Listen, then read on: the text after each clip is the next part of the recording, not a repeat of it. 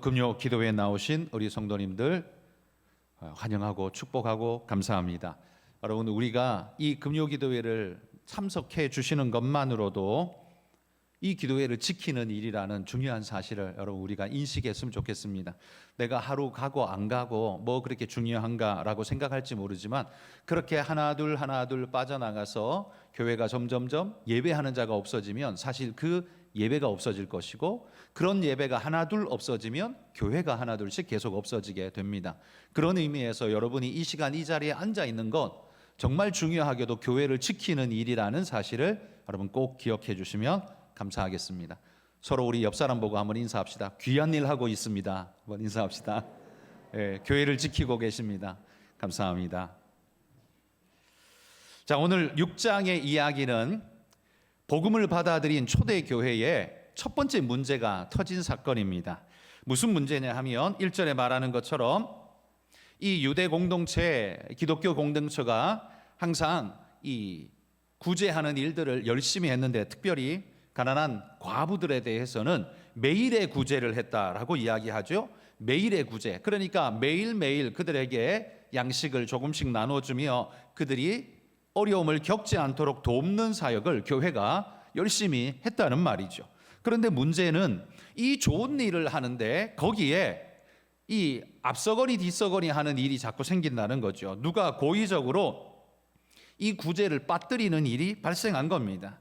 거기 보면 1절에 헬라파 유대인들이 자기의 과부들이 매일의 구제에 빠짐으로 히브리 사람을 원망하니, 그러니까 히브리파 사람들이 헬라파 사람들을 차별하여서 그 구제에서 빠뜨리고 자기들끼리만 그렇게 베풀고 나누는 일을 했다는 말이죠. 여기 히브리파 유대인이란 한마디로 말해 본토백이 유대인을 이야기하는 거고, 헬라파 유대인이란 유대인이기는 한데 헬라 지역에 다른 지역에 살던 사람들 출신들을 이야기하는 거죠. 그러니까 팔이 안으로 굽는다고 자기들끼리 친한 사람, 형제, 이거 우리 옆집 개똥이네 엄마네, 다 알고 아는 사람끼리만 서로 나누고, 저 멀리서 온 사람, 믿음의 공동체인데도 불구하고 멀리서 온 사람, 그 사람들은 뒤로 자꾸 미루다 보니까 구제에서 빠져버리는 겁니다.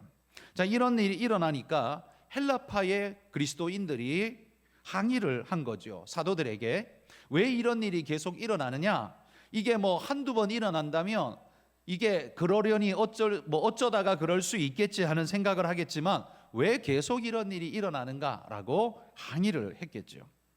여러분, 왜 이런 일이 일어났을까요? 물자가 모자랐기 때문에 그렇을까요? 사실 물자가 모자란다면 오늘은 히브리파 유대인 과부들이 먹었다면 내일은 헬라파 과부들이 먹을 수 있도록 조치를 해줘야 되는 것 아니겠습니까? 그런데 히브리파 유대 과부들은 계속해서 먹는 기회가 주어지는데 헬라파 과부들은 계속 모임에서 빠지고 먹는 것에서 누락되어지는 일들이 발생하니 불평이 생길 수밖에 없었겠죠. 바로 이 부분에 오늘 우리의 문제 첫 번째가 등장합니다. 뭐냐 하면 예수 믿은 그리스도인들인데도 불구하고 이런 자기 우월성과 차별성이 여전히 죽지 않고 살아있더라는 겁니다. 우리가 예수 믿어도요, 자기 우월성 그리고 차별성 이런 것들이 여전히 존재하는 걸 초대교회에서 보지 않습니까? 교회들이 이런 이야기 자주 하죠. 완벽한 것처럼 초대교회로 돌아가자. 초대교회가 완벽하지 않습니다. 절대로. 계속 문제투성이었어요, 사실. 그러나 그 첫 번째 열심과 헌신과 충성도가 높았기 때문에 우리는 초대교회로 돌아가자라는 구호를 쓰고 있지만, 엄밀히 말해서 초대교회 문제가 되게 많았다는 거예요. 없지 않았어요. 여기 오늘 본문도 나오잖아요. 자기들의 우월성, 그것도 같은 유대인이면서도 네가 본토백이냐 아니면 딴 데서 왔냐, 이것 가지고 서로 차별을 했다는 거죠. 우월의식이 여전히 있었다는 거죠. 그러니까 여기에 우리가 오늘 생각해야 할 첫 번째 문제가 있다는 겁니다.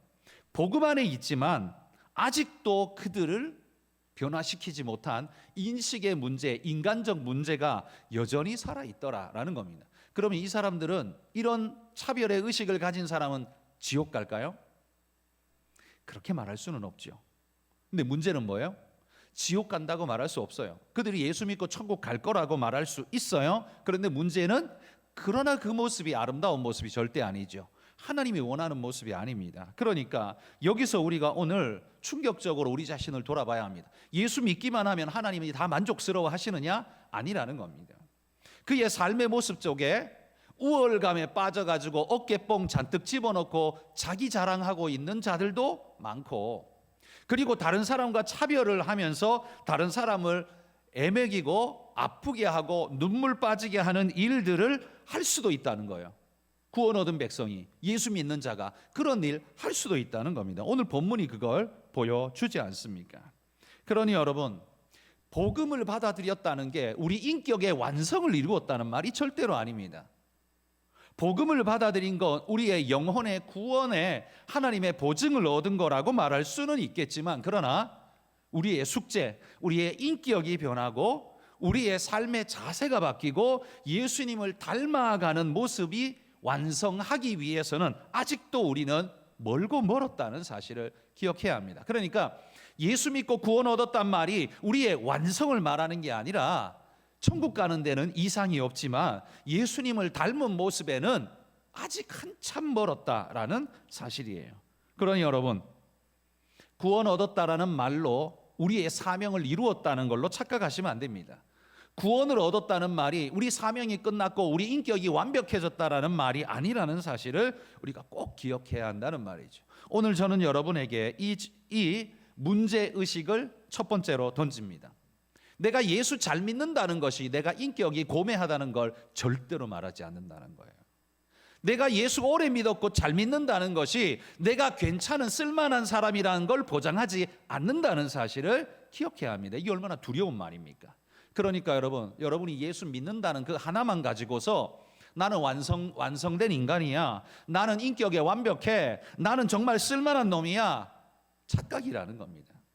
지옥에 가지 않게 하나님이 그를 구원하여 대속하여 건져주셨을지는 몰라도 아직 인간적으로는 한참 멀었다, 우리는 이렇게 생각하고 겸손한 마음으로 오늘을 걸어가야 한다는 거죠. 그러므로 여러분, 구원이 아닌 사명에 여러분 책임을 지시기를 바랍니다. 구원은 하나님이 책임져 주실 겁니다. 그러나 그 나머지 사명과 인격에 대한 문제, 예수님 닮는 문제는 아직 한참 멀었다는 거예요. 그거 우리가 각성하고 깨어 있어야 한다는 거예요. 우리가 그거를 못하니까 어떤 일이 벌어져요? 교회 안에 싸움을 만드는 거예요.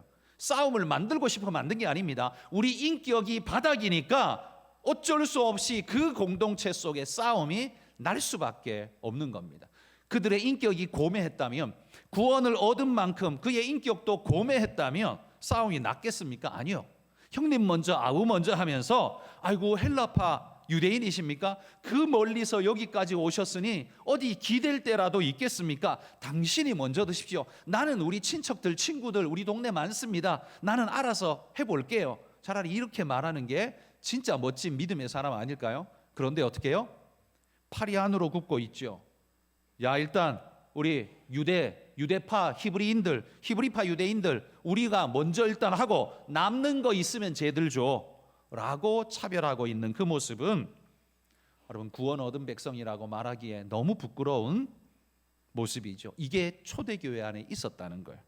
여전히 우리 지금 교회 안에도 있습니다.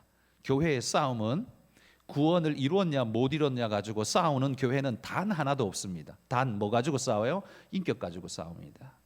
관계 가지고 싸웁니다. 바로 이런 문제 가지고 싸웁니다. 결국 우리가 하나님 앞에 사명에, 하나님 앞에서 모자란 우리의 모습을 바꾸고자 하는 헌신과 충성의 모습이 없는 그 교회는요, 구원은 얻었을지 몰라도 싸움은 여전합니다. 고린도 교회를 보십시오.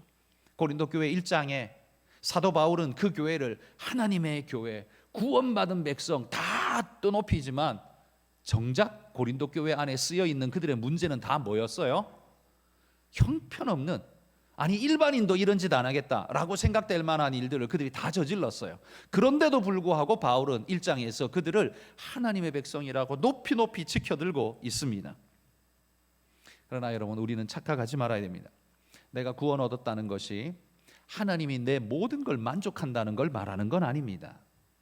하나님은 우리를 향해서 인격적으로, 사명적으로 변화되고 바뀌어서 우리의 삶이 책임질 수 있는 믿음의 모습으로 나아가기를 원하십니다. 구원은 시작일 뿐이지 끝이 아니라는 말이에요.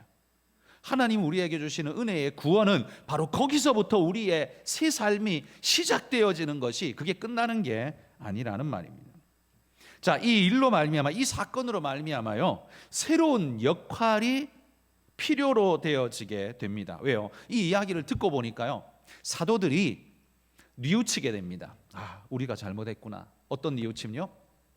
사도들이 그렇게 분파를 만들고 차별을 일으킨 건 아닙니다. 밑에 사람들이 그렇게 했어요. 그 대신 이 관리를 제대로 못한 거예요. 왜 관리를 못했냐 하면, 말씀을 가르쳐야죠.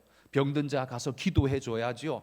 무슨 문제 있으면 해결해 줘야죠. 신방 가야죠. 교육해야죠. 설교해야죠. 뭐 해야죠 하다 보니까 여기 구제하고 나누는 데까지 손을 뻗기가 어려웠습니다. 그러니 관리가 안 되는 거죠. 그 대신 사도니까, 사도 당신이 해야지 모든 일을 다 사도한테 떠맡겨 놓으니까 처음에는 복음 전하는 일, 이 말씀 전하는 일만 사도들에게 주어졌는데, 나중에 알고 보니까 공동체 안에서 이루어지는 모든 일은 다 너 책임이야 라고 되다 보니까요, 이 가랭이가 찢어지는 거죠. 인간이라는 사실을 우리 스스로가 망각합니다. 요구하는 사람도 행하는 사람도. 그래서 사도들이 깨닫게 됩니다. 우리는 역시 연약한 인간이라 사도들이 모든 거 할 수 없다. 우리는 일을 나누어야 한다 라는 사실, 이걸 깨닫게 되는 거죠. 이를 위해서 도울 일꾼이 필요하다라는 인식이 들기 시작한 겁니다. 그러니까 모든 사람도 공감을 하는 거죠. 그러면서 여러분, 도울 사람이란 어떤 사람이에요? 모세가 손을 들 때에 르비딤에서 전쟁에 이기고 손이 내려가니까 졌죠.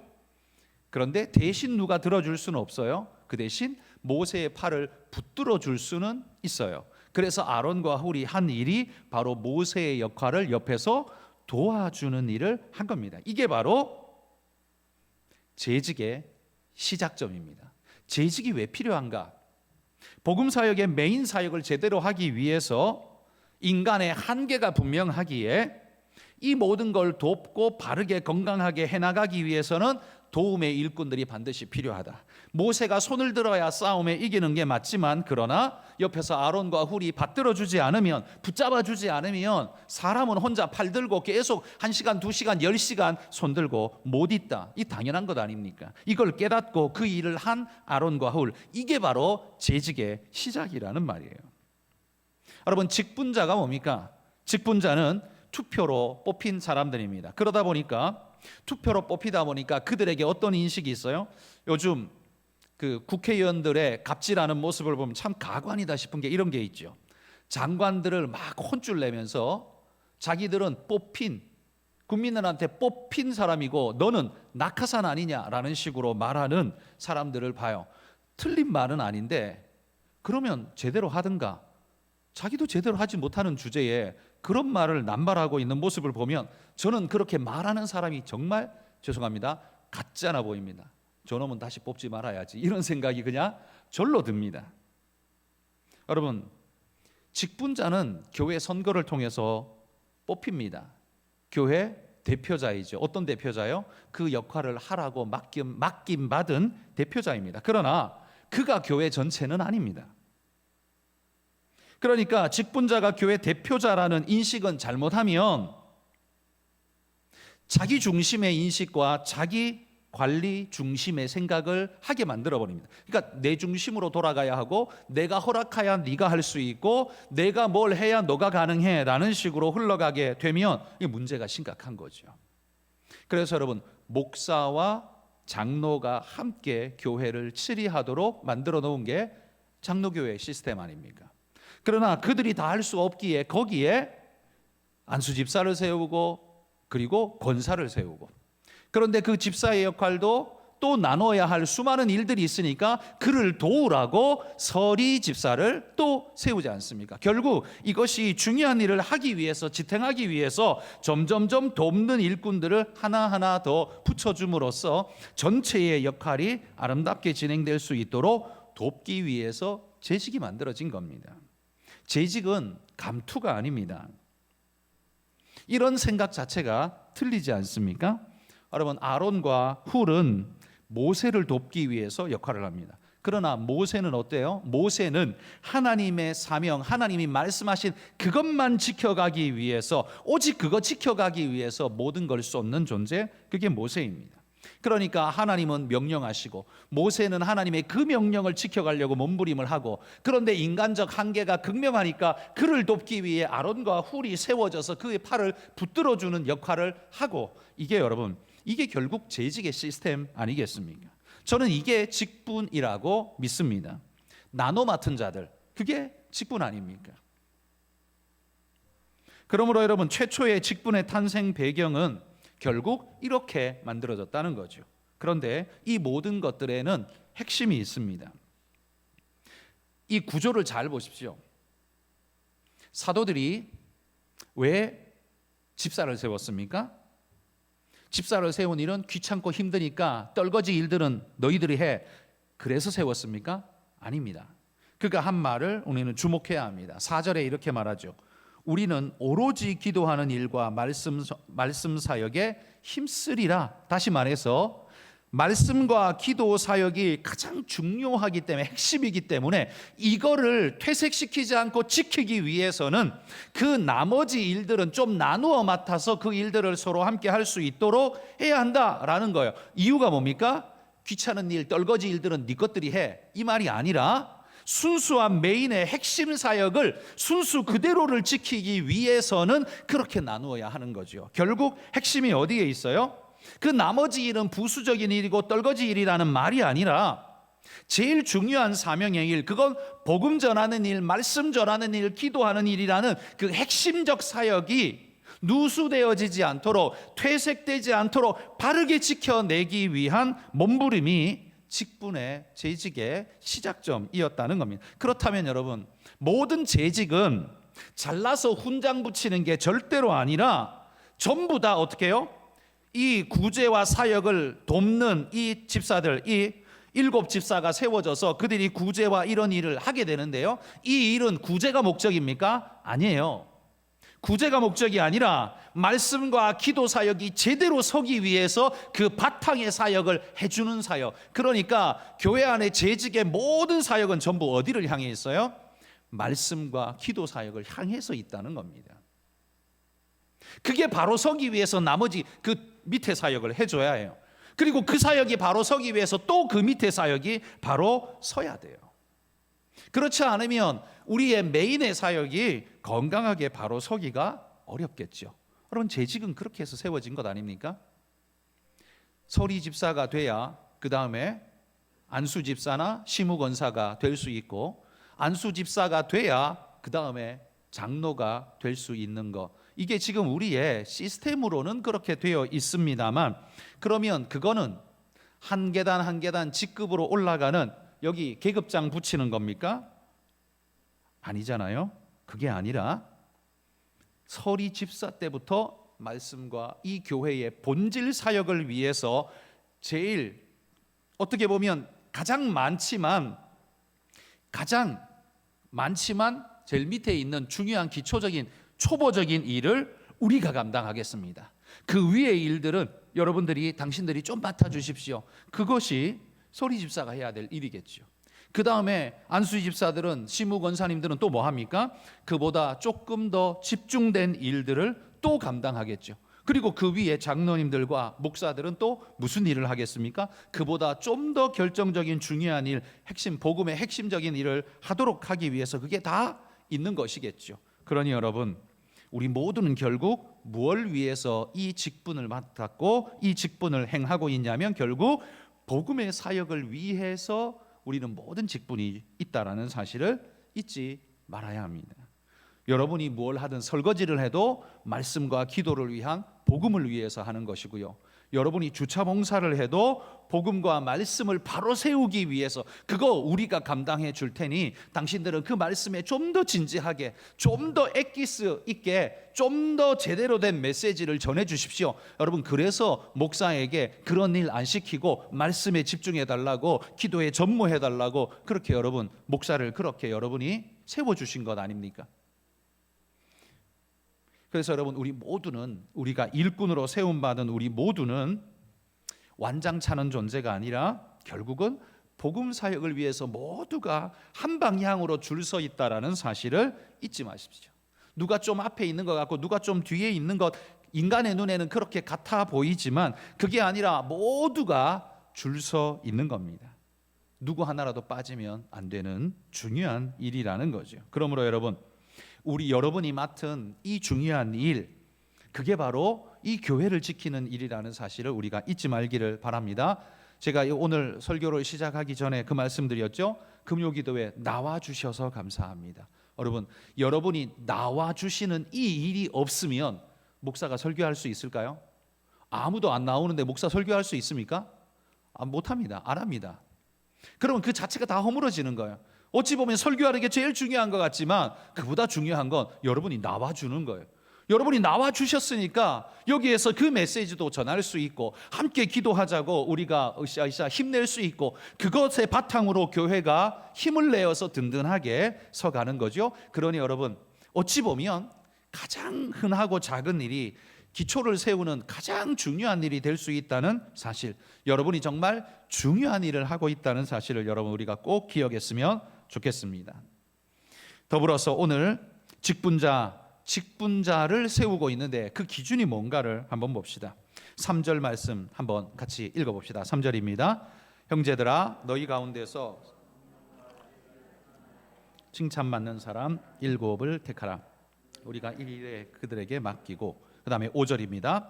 온 무리가 이 말을 기뻐하여 믿음과 성령이 충만한 사람 스데반과 또 빌립과 브로고로와 니가노르와 디몬과 바메나와 유대교에 입교했던 안디옥 사람 니골라를 택하여. 자, 여기 보면 세움받는 직분자의 자격 요건을 4가지로 우리에게 이야기해 주고 있습니다. 3절에 보면 성령과 지혜가 충만한 사람, 그리고 칭찬받는 사람. 5절에 가면 믿음과 성령이 충만한 사람이라고 이야기를 하죠. 결국 이 4가지 요소를 따져보면 이겁니다. 믿음, 성령, 지혜, 칭찬. 요 4가지가 직분자의 자격 요건이라고 말합니다. 요 4가지가 없으면 직분자로 서면 안 된다는 거예요. 요 4가지가 있어야 된다는 거예요. 요 4가지가 뭐냐? 첫 번째는 믿음입니다. 믿음이 왜 제일 중요할까요? 우리 공동체는 신앙 공동체이기 때문입니다. 우리 공동체는 존재가 목적이 되는 그런 모임 공동체가 아닙니다. 존립이 목적이 된다면 수단과 방법을 가리지 말고 우리 공동체가 살아남도록 만들어야 합니다. 무슨 방법을 써도 상관없습니다. 존립이 목적이라면 수단과 방법을 가리지 말고 이 공동체를 살려야 합니다. 그런데 교회 공동체는 절대로 그런 공동체가 아닙니다. 교회 공동체는 믿음 공동체이죠. 그래서 여러분, 믿음으로 이끌어갈 사람을 뽑는 거지 이 무리를 끌고 갈 사람을 뽑는 게 절대로 아닙니다. 그러니까 여기에서 큰 차이가 나요. 그러니까 무리를 끌고 갈 사람은 우리의 일반적인 관념으로 보자면 이런 사람은 누가 돼야 돼요? 똑똑한 사람, 이런 일 좀 해본 사람, 앞에 나서 본 사람, 그리고 좀 큰 소리 낼 수 있는 사람, 이런 사람이에요. 그래서 사회적으로도 직급이 좀 있고 돈도 좀 벌고 그다음에 뭐 좀 부려보고 해보고 한 사람, 이런 사람이 여기에 해당되는 것 같죠. 그런데 여러분, 교회 공동체의 직분자에게는요, 아무리 그 사람이 삼성의 뭐 회장이든 사장이든 부장이든 상관없습니다. 믿음이 없으면 절대로 세워서는 안 됩니다. 그 사람이 우리 교회를 50년 다니고 70년 다녔어도요, 그 사람에게 믿음이 없으면 그 사람 직분자로 절대로 중직으로 세우면 안 됩니다. 왜냐하면 그 사람은 인간적으로 공동체를 끌고 갈 수는 있을지 몰라도 교회 공동체는 인간적으로 끌고 가면 안 됩니다. 믿음으로 끌고 가야 합니다. 그러니 믿음이 없는 사람은 아무리 실력이 뛰어나고 재력이 뛰어나고 뭐가 출중하고 해도 절대로 세우면 안 됩니다. 세상적 지식과 직급에 현혹되지 마십시오. 큰 교회에 갈수록 이 허수가 굉장히 많은데요. 왜냐하면 큰 교회일수록요, 그 후보자로 나온 사람이 누군지도 몰라요. 누군지도 모르고 그냥 막 찍어요. 그러니까 허수가 엄청나죠. 그럼 모르는데 뭘 보고 찍을까요? 그 사람의 속에서에 나와 있는, 뭐 예를 들어서 그냥 제가 경험한 걸로 말씀드릴게요. 제가 경험했던 교회도 거기 그 사람 후보자 사진 밑에 나이, 배우자, 그다음에 뭐 그 사람의 교회 뭐 봉사 내역, 그다음에 뭐 그 사람이 뭐 하는지 뭐 이런 거 간단하게 쓰여 있어요. 근데 그 뭐 하는지를 거기 왜 써요? 그게 우리 눈을 현혹한다는 겁니다. 사회적 세상적 지식과 현혹, 지식과 직분, 그리고 그가 가지고 있는 재력, 능력, 여러분 여기에 너무 현혹되지 마십시오. 능력은 필요하지만 믿음으로 컨트롤되지 않는 능력은 교회를 파괴시키는 폭탄과 같은 일이 된다는 사실을 늘 주의해야 합니다. 그 사람이 가지고 있는 능력이 아무리 좋아도 믿음으로 컨트롤될 수 없는 능력은 그 폭탄이지 능력이 아니라는 말이에요. 그러므로 직분자의 가장 중요한 요소가 뭐냐 하면 믿음입니다. 두 번째 요소는 성령입니다. 여러분, 성령은 하나님의 영이시잖아요. 하나님이시잖아요. 그걸 내가 어떻게 마음대로 어떻게 할 수 있는 것 아니죠. 그러면 여기 믿음과 성령이 충만한 사람이라는 표현, 충만하다는 표현은 뭡니까?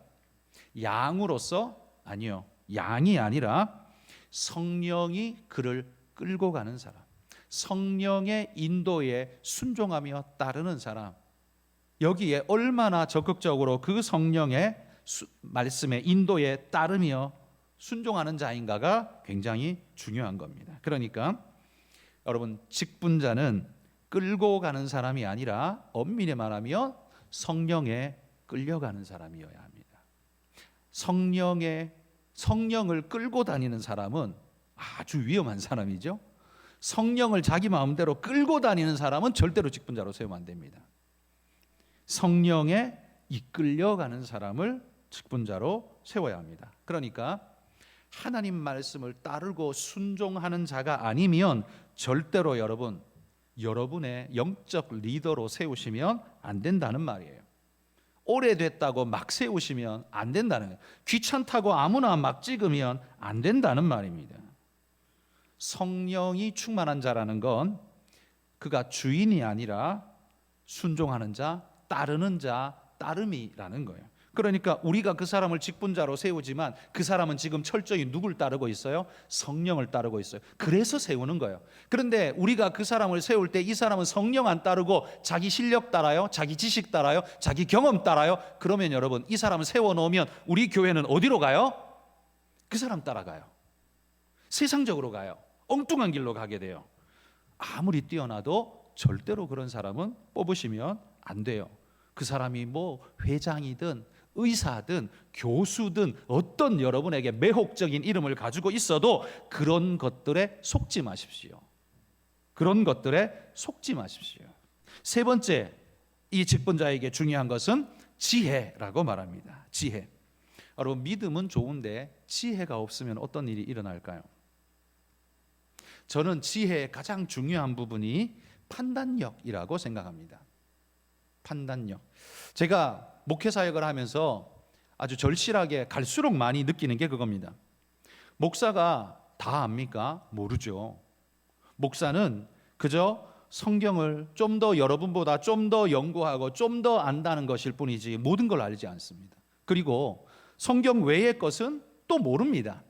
그 문제는 뭐예요? 교회 생활은 성경만 가지고 되는 게 아니라 관계의 문제, 삶의 문제, 운영의 문제, 모든 문제가 다 생깁니다. 그럼 그럴 때마다 어떻게 해요? 그때는요, 건강한 판단력이 작동해야 합니다. 그러니까 그게 지도자에게 필요하다는 거죠.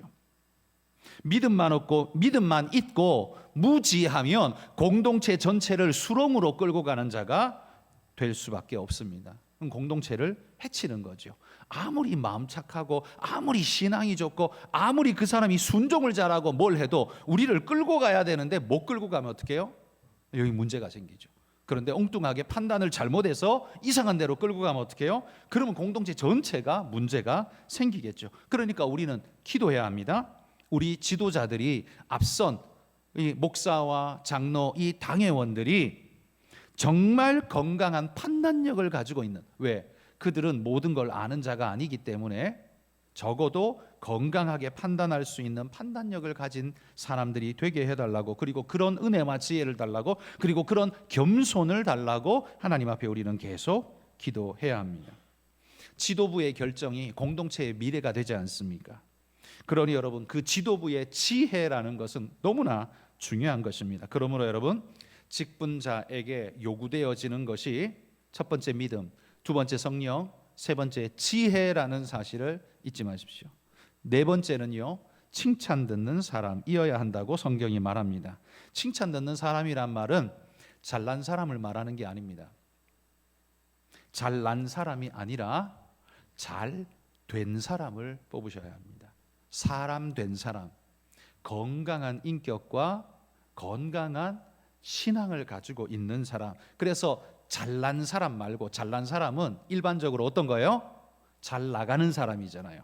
돈 잘 벌고 세상에 좀 이름 날리고 사람들이 좀 알아줄 법한 이런 거 가지고 있는 사람, 이런 사람이 잘난 사람입니다. 근데 교회의 지도자는 잘난 사람이 되면 안 됩니다. 잘 된 사람이 돼야 됩니다. 신앙과 인격과 그다음에 훈련에서 구비된 사람이 되어야 합니다. 그래서 칭찬 들어야 합니다. 누구에게요? 성도들에게, 그리고 세상 자기 삶의 그 환경 속에서 칭찬받을 수 있는 사람. 공부 잘한다, 이게 이런 칭찬 말고요. 그 칭찬도 좋지만 그거보다 저 사람은 참 사람 됨됨이가 잘 된 사람이야, 멋진 사람이야, 저 사람은 참 따뜻한 사람이야, 그리고 참 옳은 사람이야. 여러분, 이런 칭찬을 들을 수 있어야 합니다. 돈만 잘 벌고 실력만 나름대로 뚫고 가는 실력만 좋은 사람은, 여러분, 그 사람은 교회 직분자에 적합하지가 않습니다. 여러분, 오늘 네 가지 초대교회가 기준으로 삼았던 네 가지를 제가 말씀드렸습니다. 믿음이 있어야 하고요, 성령이 있어야 하고요, 성령에 충만해야 하고요, 지혜가 있어야 하고요, 칭찬 듣는 사람이어야 합니다. 이런 사람이 직분자로 세워져야만 우리 교회의 내일이 보장될 수 있습니다. 제가 왜 이를 강조할까요? 제가 금요일마다 몇 주 동안은 이 직분에 대한 이야기를 베이스로 이야기를 하려고 합니다. 웬고하니 4월 마지막 주일날 선거할 겁니다.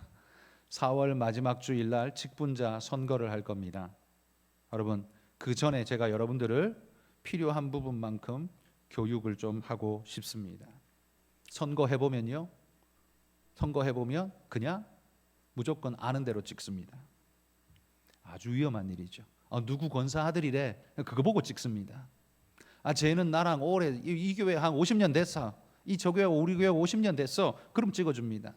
그게 뭐요? 무슨 상관인데요? 그게 직분하고 무슨 상관인데요? 그건 아무 상관없는 거예요. 왜 엉뚱하게 찍어요? 그렇게 찍지 말라는 겁니다. 차라리 외부에서 온 사람이지만 헬라파 유대인이죠, 여기 말하는 것처럼 외부에서 온 사람이지만 진짜 인격과 신앙이 건강하고 분명해서 거짓되지 않고 칭찬 듣는 아름다움으로 사역하는 사람. 이 사람이 우리 교회 온 지 이제 한 7년 넘었어요. 7년 정도 됐어요. 7년 가지고 그래도요, 그 사람이 진짜 인격과 신앙에 분명한 모델이 된다면 그 사람이 우리 교회 리더가 돼야 돼요. 그러지 않겠습니까? 우리 교회 오래됐다고 돼야 돼요? 그건 우리 스스로가 스스로를 속이고 있는 겁니다. 그러면 안 돼요. 오래된 것도 매우 중요하지만 그것보다 더 중요한 거 뭐예요? 네 가지가 갖추어지는 것이 훨씬 더 중요합니다. 이게 있어야만, 이 네 가지가 있어야만 여러분, 첫 번째 1절로 돌아가서 초대교회의 문제가 안 생길 수 있습니다. 그 문제가 왜 생겼을까요? 그 나름의 구제를 한다라고 하던 사람들이 이 네 가지가 안 됐기 때문이에요. 그렇잖아요. 그러니까 파당을 짓고 서로 나누고 우리끼리 팔이 안으로 굽는다고 히브리파 우리끼리 모여 다 나눠주고 남는 거 있으면 저 헬라파 애들 조금 나눠줘, 이런 식이 되잖아요. 완전히 잘못된 거죠. 이 네 가지가 안 된 사람이 지도자로 서면 항상 사고가 납니다. 항상 사고가 납니다. 문제가 생깁니다. 기억하십시오. 여러분이 한번 뽑고 나면 번복 불가입니다. 그러니 잘 뽑아야 되겠습니까? 잘 뽑아야 되지 않겠습니까? 번복 불가예요. 누구도 어떻게 못합니다. 목사인 저도 어떻게 못합니다. 할 수가 없어요. 그러니 잘 뽑아야죠. 우리의 미래가 달려 있습니다. 유심히 보십시오. 신앙생활이 진짜인지 가짜인지 보십시오. 그 진짜와 가짜를 구분하는 가장 중요한 요소 뭔지 아십니까? 예배의 태도입니다. 예배드리는 태도 속에서 그 사람의 신앙이 거의 보입니다. 다 보입니다. 신앙 좋은 사람 치고 예배를 지 마음대로 드리는 사람 없어요. 예배 좋은 사람 치고 예배를 함부로 드리는 사람 없어요. 예배를 사랑하고 소중히 여기는 것, 그게 바로 하나님을 사랑하고 신앙이 깊은 사람만이 할 수 있는 거예요. 그러니 여러분, 신앙, 저 사람이 예배를 제대로 잘 드리나 유심히 보십시오. 봉사를 열심히 하나 유심히 보십시오. 그리고 말하는 거나 행동하는 것이 일관되고 건강하냐 유심히 보십시오. 그쳐보지 마십시오. 그래서 정말 부합하다라고 싶으면 그 사람이 꼭 우리의 지도자가 되기를 바랍니다. 그런 마음으로, 기도하는 마음으로 그 사람을 찍어주십시오. 여러분, 그게 성령의 이끌림 받는 바른 생각 아닐까요? 그게 바로 교회 성도들이 가져야 할 바른 생각 아닐까요? 나랑 관계가 좀 오래됐다고 찍어주는 거, 교회 팔아먹는 가룟 유다 같은 짓입니다. 그 사람이 우리 교회 누구 권사님, 누구 장로님 아들, 딸이라고 그냥 찍어주는 거, 그게 가룟 유다 같은 짓입니다. 그런 일 하면 안 됩니다. 여러분, 우리는 바로 세워야 우리 앞으로 바로 갈 수 있습니다. 사도들이 회개하면서 오늘 직분자를 세우고 있는 이 이유를 오늘 유심히 돌아보면서 오늘 우리 자신을 돌아보기를 바랍니다. 여러분, 오늘 우리가 금요 기도의 제목을 얻고자 나왔는데요. 자, 제가 설교한 내용을 여러분에게 적용해 보십시오. 여러분에게 믿음과 성령과 지혜가 칭찬 들음이 얼마나 있습니까? 여러분, 하나님 앞에 하나님, 내가 이걸 가진 자가 되게 해 주십시오. 자랑하려고가 아닙니다.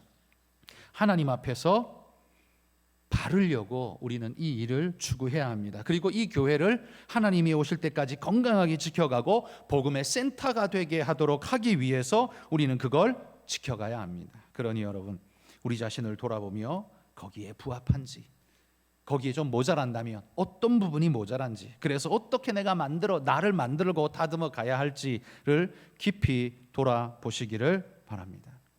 오늘 하나님이 진짜 찾으시는 초대교회의 멋진 일꾼처럼 우리도 그런 멋진 일꾼 되기를 소망합니다. 그런 마음으로 여러분, 하나님 앞에 나아가시기를 소망합니다.